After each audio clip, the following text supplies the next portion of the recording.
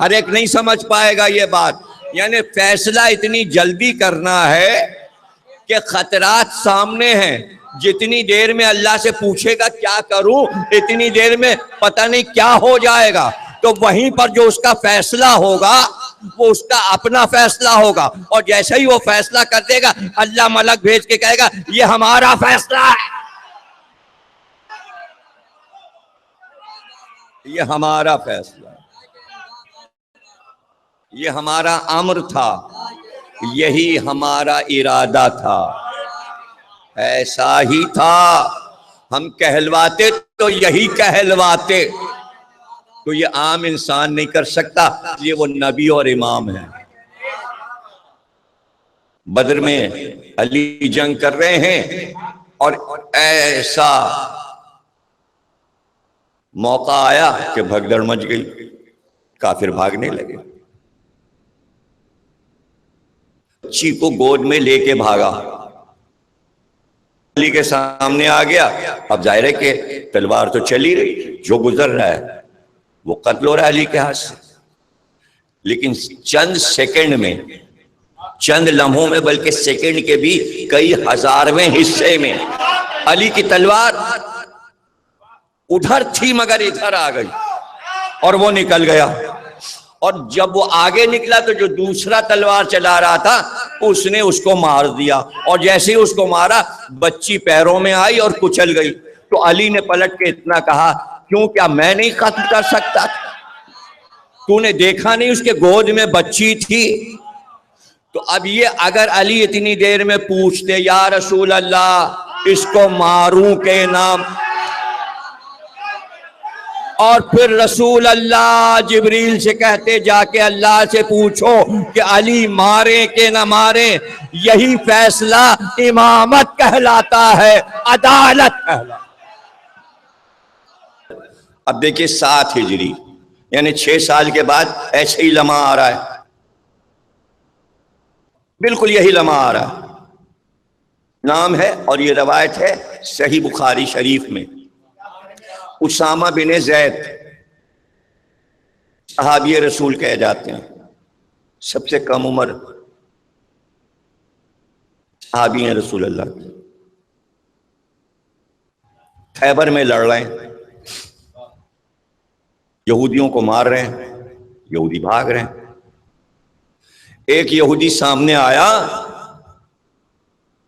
جیسے انہوں نے تلوار اٹھائے اس کے سر اڑا دیں، اس نے چلا کے ہاتھ لا الہ الا اللہ، انہوں نے سر اڑا دیا. تلوار تو چلی چکی تھی، ادھر اس نے کہا لا الہ، ادھر تلوار چلی، دونوں کام ساتھ ہو گئے. اچھا صاحب، اچھا سب ایک دوسرے کے پیچھے بھی لگے رہتے تھے. وہاں رسول اللہ تک بات بھی پہنچ گئی. اسامہ نے ایسا کیا، اب چاہے وہ تعریفی کہا ہو یا شکایتاً کہا ہو، یہ تو سب پتہ نہیں، یہ تو امام بخاری جانے کہ اصل میں کیا معاملہ تھا. جب اسامہ واپس آئے تو رسول اللہ نے کہا کیوں اسامہ، جب اس نے کلمہ پڑھ لیا تو تم نے کیوں مارا؟ کہا یا رسول اللہ اس نے تو موت کے خوف سے کلمہ پڑھا تھا، وہ تو تلوار سے ڈر کے کلمہ پڑھا تھا. تو رسول اللہ نے غصے سے کہا کیوں، کیا تم اس کے دل کی بات جان گئے تھے؟ تمہیں اس کی نیت کا کیسے پتا چل گیا؟ اب تو جواب نہیں تھا نا اسامہ کے پاس. تو گھر واپس آئے اور قسم کھائی کہ اب کبھی کسی جہاد میں جنگ نہیں کریں گے، اور اس کے بعد پھر کبھی کسی جہاد میں نہیں گئے. قسم کھا لی اب تلوار ہی نہیں اٹھائیں گے. اس جگہ غلطی ہوگی اور رسول اللہ نے ڈانٹ دیا غلط بات پر. دیکھا آپ نے عام آدمی کے جہاد میں اور امام کے جہاد میں کیا فرق ہے؟ اس لیے کہ عام شخص اختیار رکھتے ہوئے، یعنی وہ چاہتا تو اسے بچا لیتا، لیکن اسے یہ نہیں پتا کہ یہاں اختیار استعمال کرنا ہے یا روک لینا ہے. بس جو یہ جانتا ہے اسے امام کہتے ہیں، اسے امام کہتے ہیں. اور یہ کہ جو اختیار کے وقت کو پہچانے اسے امام کہتے ہیں، تو ایسا نمونہ رکھنا ضروری تھا، ورنہ سارے انسان اپنے آپ کو امام سمجھنے لگتے۔ اور یہ کوئی مشکل بھی بات نہیں ہے، اس لیے کہ ہر مسجد میں نماز پڑھانے والے کو امام کہتے ہیں۔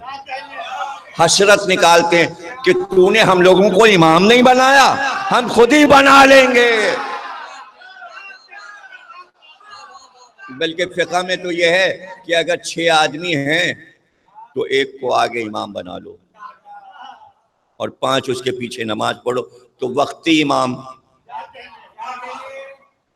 ایسے اماموں کے لیے علامہ اقبال نے انہیں کہا 2 رکعت کے امام۔ کیا سمجھیں گے یہ 2 رکعت کے امام؟ یا میر تقی میر نے کہا مسجد میں ہوا آ کے امام آج کہاں سے، کل تک تو یہی میر خرابات نشے تھا، کل سڑک پہ شراب پیے ہوئے اوندھے منہ پڑا ہوا تھا، آج نماز پڑھا رہا ہے۔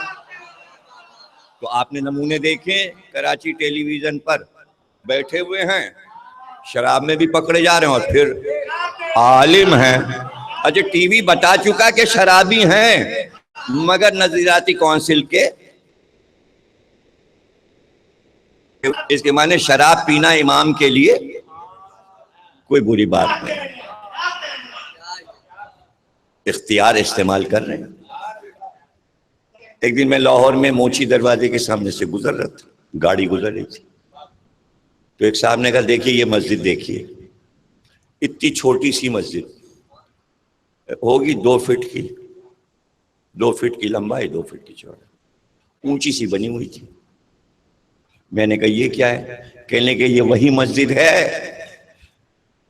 جس کے لیے اقبال نے شعر کہا تھا۔ علامہ اقبال کے دور میں بڑا شور ہوا تھا کہ مسلمانوں نے ایک رات میں مسجد بنا لی، یہ ایک رات والی مسجد کہلاتی ہے۔ کبھی جائیے گا موچی کے سامنے سے گوال منڈی کی طرف جب مڑیں تو وہیں پر آ جاتی ہے وہ سفید رنگ کی چھوٹی سی مسجد، اس میں 2 آدمی کھڑے ہو سکتے۔ مسجد بنائی بھی تو ایسی بنائی کہ اس میں 4 آدمی نہیں کھڑے ہو سکتے، مگر پوری رات میں بنا لی۔ تو جب صبح بن گئی اخباروں میں آ گیا مسلمانوں نے ایک رات میں مسجد بنا لی، تو اقبال نے شعر کہہ کے اخبار کو بھیجا کہ سب سے اوپر پیشانی پہ میرا یہ شعر چھاپ دو، مسجد تو بنا لی شب بھر میں ایما کی حرارت والوں نے، مسجد تو بنا لی شب بھر میں ایما کی حرارت والوں نے، من اپنا پرانا پاپی تھا برسوں میں نمازی بن نہ سکا، نمازی تو بہت ہیں اندر تو بت رکھے ہوئے، اندر سے بت پرست ہیں اوپر سے نمازی، اور یہ بھی تقاضا ہے ہمیں نمازی کہو۔ کوئی دولت کا بت رکھے ہے، کوئی سود خاری کا بت رکھے ہوئے ہے، بتوں کی کمی نہیں ہے بھیا، بہت ہے معاشرے میں بت، اور ہم کو نمازی کہو، ہمیں متقی کہو، ہمیں مسلمان کہو، ہمیں پرہیزگار کہو۔ تو مسجد بنانا اور ہے، دل کے بتوں کو توڑنا اور ہے۔ یہ جو آسمانی لوگ آ رہے تھے ان کا کام دل کی طہارت تھا، یہ اوپر کی طہارت نہیں تھی۔ یہ تو خود ہی بچہ ماں باپ سے سیکھ لیتا ہے، یہ مجتہد کیا سکھائے گا؟ مجتہد اسے کہتے ہیں جو یہاں کی نجاست کو نکال کے پھینک۔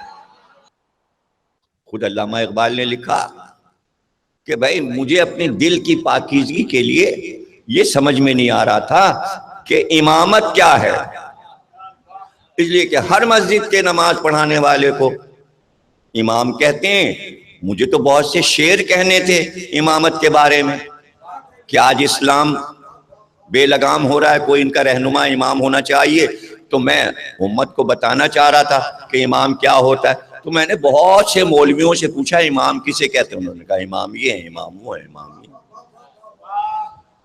تو انہوں نے اس دور کے بڑے بڑے جو دانشور تھے سب کو خط لکھا، جو اقبال کے دور کے بڑے لوگ تھے، خواجہ حسن نظامی، اکبر الہ آبادی، سر اکبر حیدری وزیر اعظم، نظام دکن حیدرآباد دکن کے وزیر اعظم، یہ سب پڑھے لکھے بہت عالم فاضل لوگ تھے۔ انہیں خط لکھا، صاحب سمجھ میں نہیں آ رہا ہے کہ امامت کیا ہے۔ امامت سمجھ میں نہیں آ رہی. خطوط آتے رہے، اب وہ خطوط سب اقبال کے چھپ گئے، جس میں وہ پوچھ رہے تھے پڑھے لکھوں سے امامت کسے کہتے ہیں، امامت کسے کہتے ہیں، امامت کسے. اب ہر ایک اپنے طور پہ سمجھانے کی کوشش کر رہا تھا. پھر انہی خطوط کے ذریعے پتا چلا کہ آپس میں سب نے ایک دوسرے کو خط لکھ کے کہا بھائی علامہ اقبال مطمئن ہو گئے، انہیں امامت کے معنی معلوم ہو گئے.